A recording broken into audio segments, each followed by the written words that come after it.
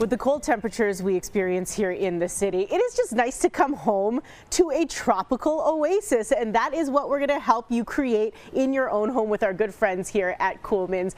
Nice to see you, Anita. When I see your lovely face, I know spring is right around the corner, so I love this time of year already.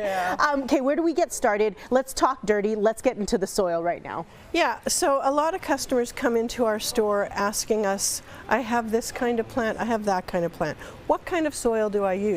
Because there's so much variety out there, you know, it's confusing.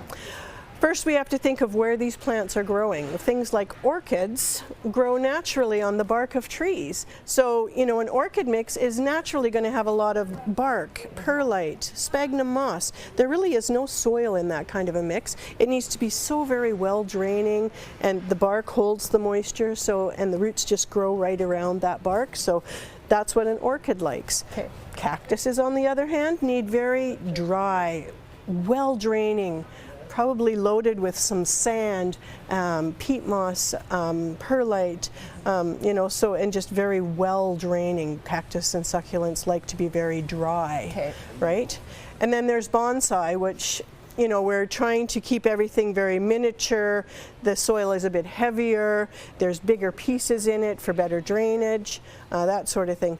And then we just have your regular all-purpose potting soil, which is almost good for almost any other tropical or flowering plant.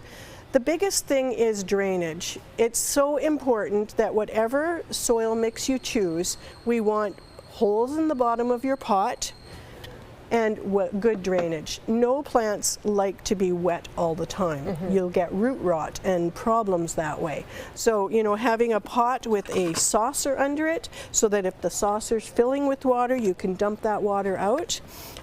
That's what's probably the most important. Whenever you're transplanting, you want to make sure you choose pots with holes, so that whatever soil mixture you're using or plant you're planting has really good drainage. Good drainage, that is the key. Okay, coming up next after the break, we're also going to be talking about fertilizing, what to do if pests come around, and if you have any questions, you can ask the good people here at Kuhlmann's anytime. Head to the website below. We're talking indoor houseplants here at Kuhlmann's this morning, but we also want to talk about seed starting. It might feel early right now, but we can do it. Yeah, no, definitely there are certain things that can be started now. So it's important you do choose a seed starting mix. It's very fine, and when you're growing seeds, there has to be lots of soil around the seed to keep it moist so it germinates. If your soil is too coarse, the seed dries out. So you want to take a seed starting mix for starting seeds. That's important. Okay.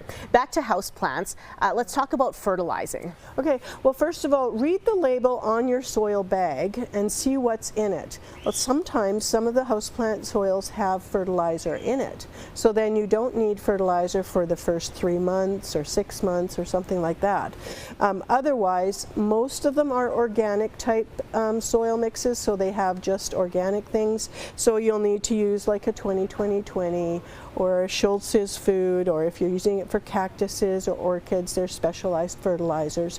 Read directions all the time. How can I deal with those pesky fungus gnats? Yeah, the winter time's really hard because plants tend to get overwatered. So allow your plants to get dry. Not so dry that you're damaging them, but drier than normal. And then we do have some sprays like the Dr. Doom. It's a contact killer, so when they're out flying around, you can try to hit them with that.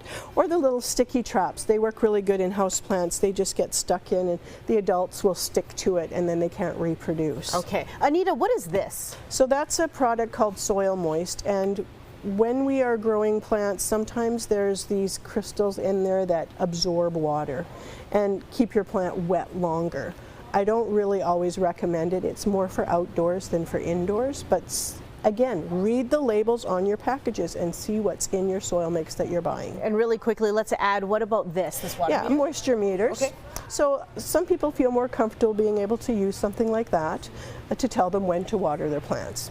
Sticking your finger in, making sure you've got holes in the bottom of your pot. Drainage. All those things are really important, but you can also use something like a moisture meter. Excellent. Anita, that's a lot of info to take in, but that's great, because if you have any questions about your house plants, or if you need a house plant, look at how much stuff is here. All these goodies that you can pick from. Make your own indoor jungle at home here at Kuhlmann's. If you need more information, head to the website below.